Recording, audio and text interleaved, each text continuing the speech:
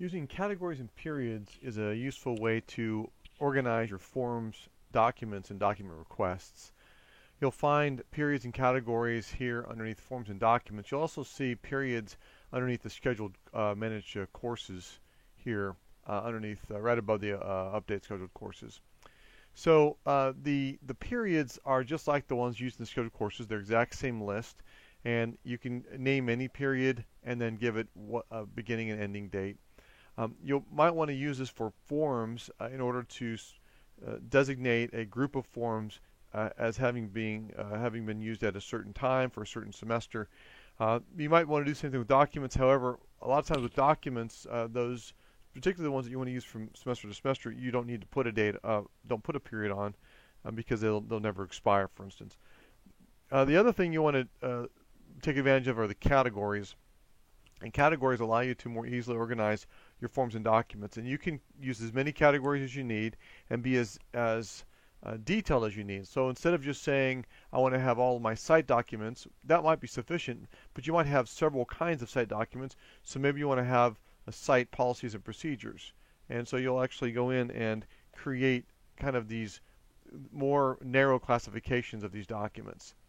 The other thing you can do is to designate if you want this category to show up and be used in the form system here, or or the document system. So in this case, this bottom one here, site policy procedures, would be used for both the form and the document system. But I only want immunizations to be available to the form system because I don't have any, or I'm sorry, the document system, because I don't have any forms that have to do with immunization records, but I do for the documents.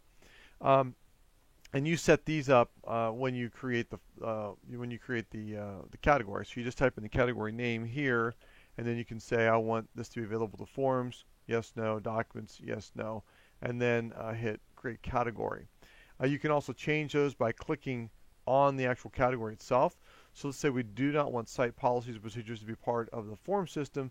Well, then I'll just click that and it'll turn to not available for the forms. To delete a category, you simply hit the delete button.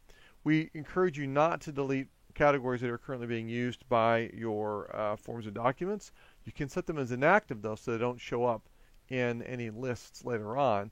But those old categories will still exist and still be on the old forms that you've used in the past. So that's usually a good practice: is don't delete categories, don't delete periods, just set them as inactive so they don't show up on your lists anymore.